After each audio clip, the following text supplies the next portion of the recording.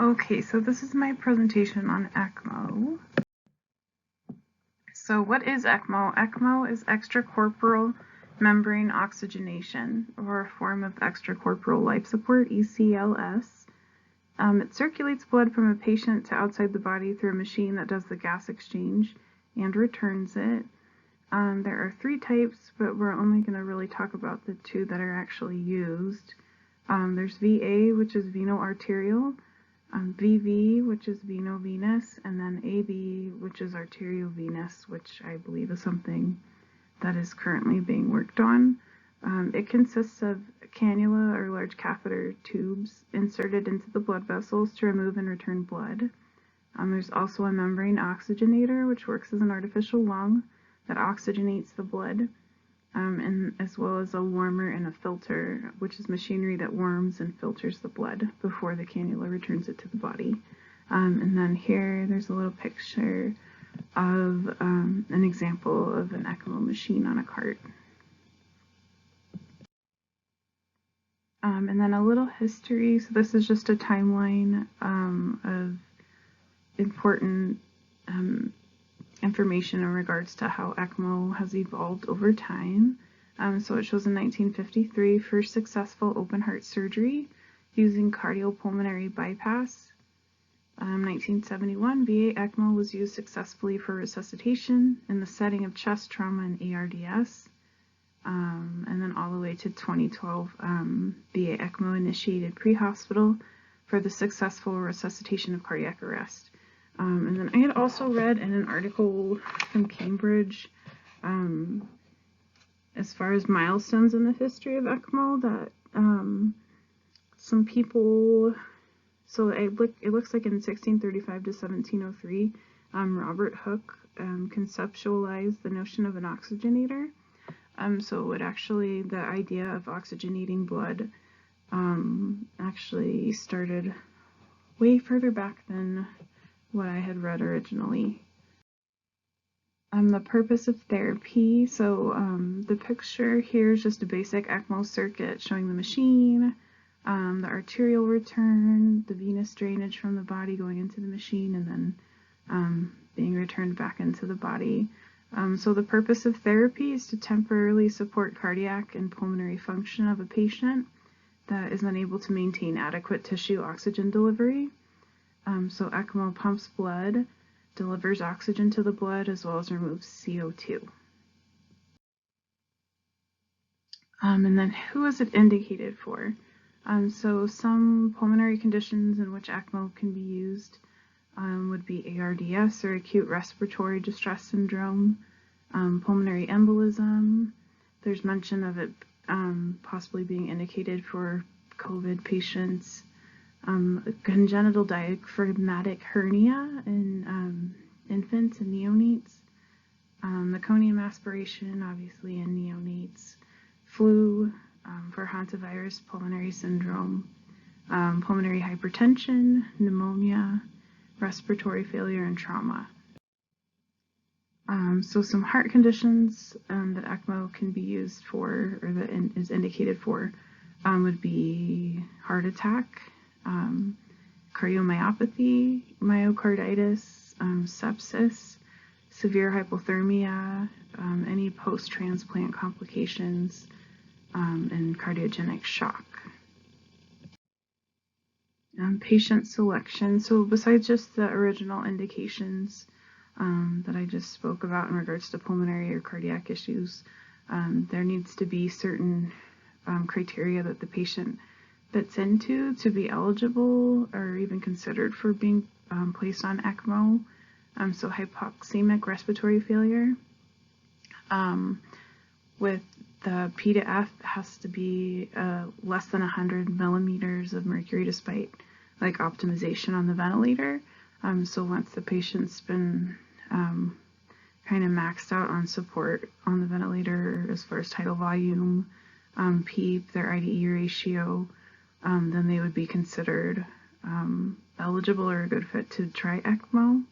And then, let's see, and then the Berlin Consensus document on acute respiratory distress syndrome, or ARDS, suggests ECMO and severe respiratory failure, so in a patient with a P to F ratio of less than 70. Some other factors that would play into a patient needing to be put on ECMO, if they're in hypercapnic respiratory failure with an arterial pH of less than 7.2, if they need ventilatory support as a bridge to lung transplantation, so if they need a way of getting oxygenated while they're waiting for new lungs, cardiac circulatory failure, refractory cardiogenic shock, if they had a massive pulmonary embolism, if they experience cardiac arrest, or any failure to wean from cardiopulmonary bypass after cardiac surgery of any kind, or it can also be used as a bridge for either cardiac or lung transplantation or placement of a ventricular assist device.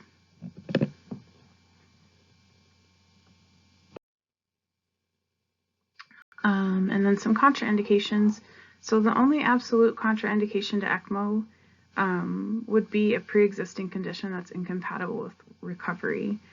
So something that they're already not doing well, and I guess it's up to the discretion of the provider as to whether or not they think they're eligible or a good candidate for trying ECMO. So a couple of examples of maybe conditions that there's not really any quality of life or recovery after would be like severe neurologic injury or any kind of end-stage malignancy. Some relative contraindications include uncontrollable bleeding, very poor prognosis from the primary condition, so whatever has caused them to be that sick, already they don't have a good prognosis, even though I do know that I've read that ECMO is used kind of as a last-ditch effort in certain circumstances. But I also read results in respiratory failure are better when ECMO is started within 7 days of intubation. Physiology of ECMO. So this is just a little diagram that shows kind of all the components of ECMO. It shows like how the blood and the water, where the water warms the blood, where the O2 blender is, the membrane that helps to deliver oxygen, where the CO2 is taken out, and then just how fluids and heparin can be administered and how it makes its way back to the body. But some physiology of ECMO. During ECMO, blood is drained from the native vascular system and circulated outside the body by a mechanical pump and reinfused into the circulation. So while outside the body, the blood passes through an oxygenator and heat exchanger, and in the oxygenator, hemoglobin becomes fully saturated with oxygen while CO2 is removed. And then oxygenation is determined by the flow rate, whereas elimination of CO2 can be controlled by adjusting the rate of countercurrent or gas flow countercurrent gas flow through the oxygenator. In VV ECMO, there's an illustration to the side here that's just showing that it's basically bypassing the lungs. So it says during VV ECMO, blood is extracted from the vena cava or right atrium and returned to the right atrium. So VV ECMO provides respiratory support, but the patient is dependent upon his or her own hemodynamics. So this patient that would be put on VV ECMO would need to be hemodynamically stable enough, I guess, to be put on that form. Otherwise, they'd be VA ECMO. So this is a little diagram of VA ECMO, but it's just showing that during VA ECMO, blood is extracted from the right atrium and returned to the atrial system, bypassing the arterial system, bypassing the heart and lungs. So VA ECMO provides both respiratory and hemodynamic support. The additional benefit of hemodynamic support obviously comes with additional risks of bleeding, which either would have, and thromboembolism. And then initiation of ECMO. So once it has been decided that ECMO is going to be initiated, the patient is anticoagulated or given like intravenous heparin, and then the cannulas are inserted. And then ECMO support is initiated once the cannula are connected to the ECMO circuit to the appropriate lens. And then cannulation is just when the cannula are used or placed percutaneously by the Seldinger technique. But for VV ECMO, venous cannulas are usually placed in the right or left common femoral vein for drainage and the right internal jugular vein for infusion. And then for VA ECMO, a venous cannula is placed in the inferior vena cava or right atrium for drainage, and an arterial cannula is placed into the right femoral artery for infusion. And then, of course, this can vary depending on the patient and the providers and other things that can interfere with where they can be placed. Titration. So the patient is then connected to the ECMO circuit and the blood flow is increased until respiratory and hemodynamic parameters are satisfactory. So an arterial oxyhemoglobin saturation of greater than 90% for VA ECMO or greater than 75% for VV ECMO. So those are what they're looking for as far as oxyhemoglobin saturation to show that it's appropriate and working for the patient. And then for venous oxyhemoglobin, a saturation 20 to 25% lower than the arterial saturation measured on the venous line. As long as they're within that, then they would be considered at good settings. And then adequate tissue perfusion as determined by the arterial blood pressure, venous oxygen saturation, and blood lactate levels. So we're going to keep track of all of those by labs. And then settings. So the picture here just shows the actual ECMO device, like the machine. If you've not seen it, it's usually on a big cart, and then the little machine can come off in case a patient needs to be transported somewhere. And then it's just showing where on the screen you would read the different settings used. So here's some of the settings. The first thing would be flow, which is in liters per minute of blood flow that the ECMO circuitry is generating. So normal cardiac output is 4 to 8 liters per minute, depending on which book you read. Some patients are not pulling any blood flow and require the machine to do the work, while other patients are doing some of the work on their own. So that's obviously going to affect what the flow is set to. And then RPMs is the pump speed of the ECMO circuit, and changing the RPM has an impact on the flow. And then inflow and outflow pressure.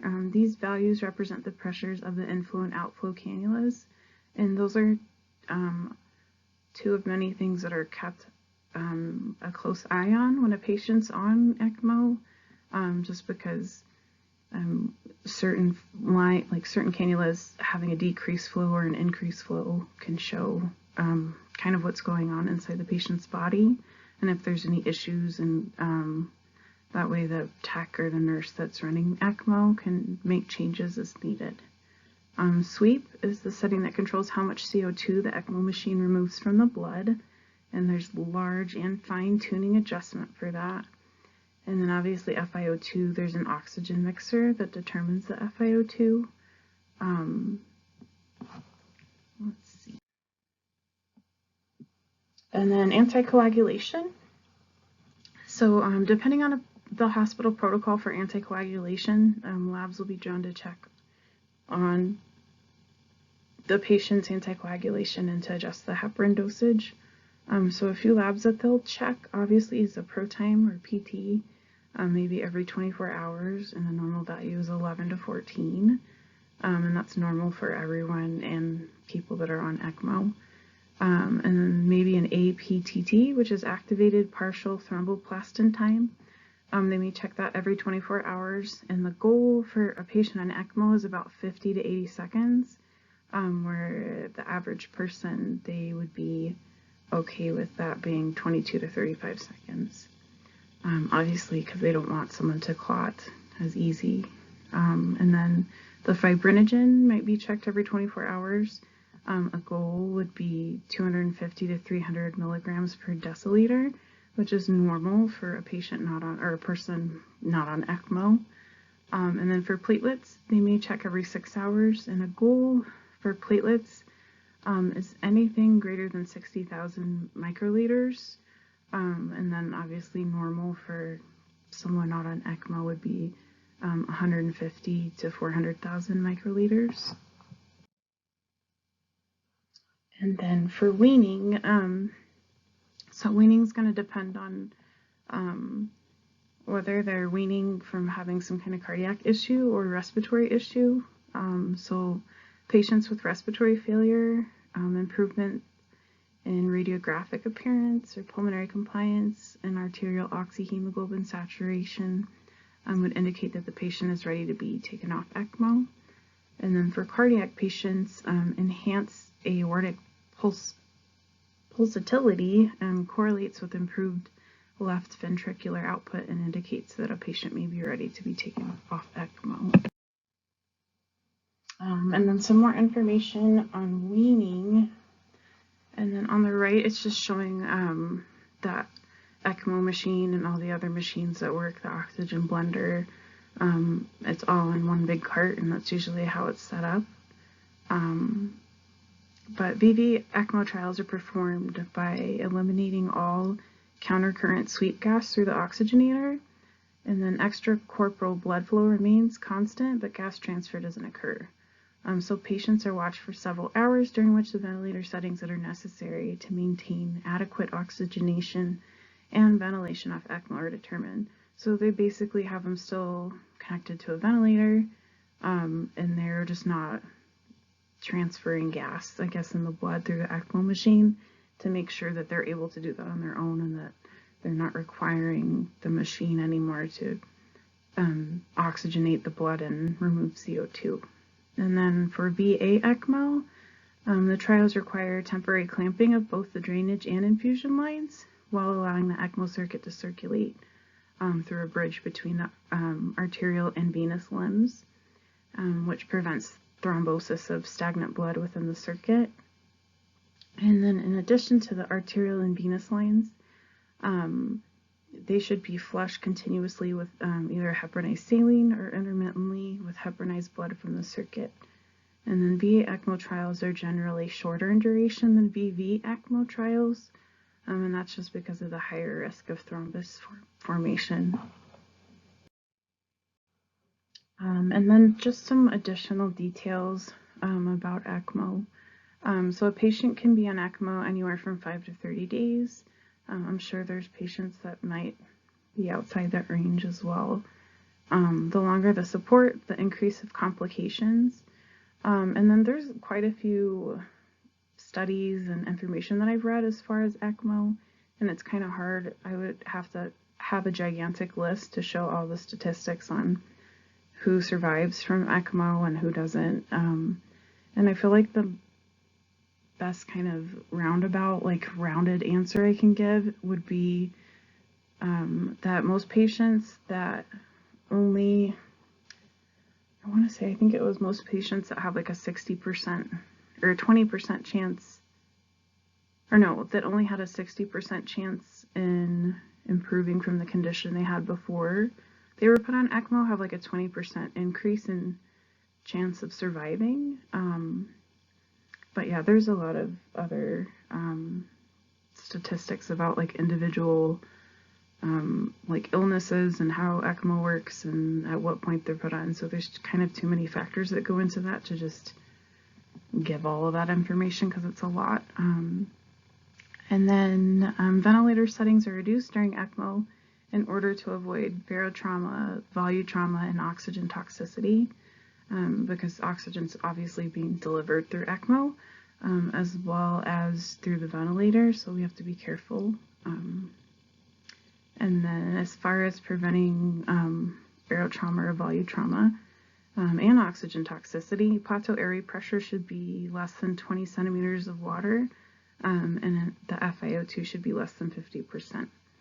Reduction of ventilator support is usually accompanied by increased venous return, which improves cardiac output, which I feel like we've had kind of pounded into our heads over these last few classes we've been taking. And then platelets are continuously consumed during ECMO because they're activated by exposure to foreign surface area. Because they're being filtered out, it's hard to give platelets back, so platelet count should be maintained greater than 50,000 microliters, which sometimes will require a platelet transfusion. And then the ECMO circuit is often the only source of oxygen in patients with complete cardiac or pulmonary failure. Oxygen delivery depends on the amount of hemoglobin and blood flow.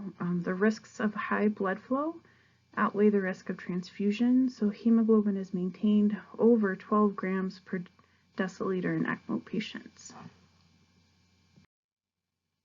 And then here are all of my wonderful references.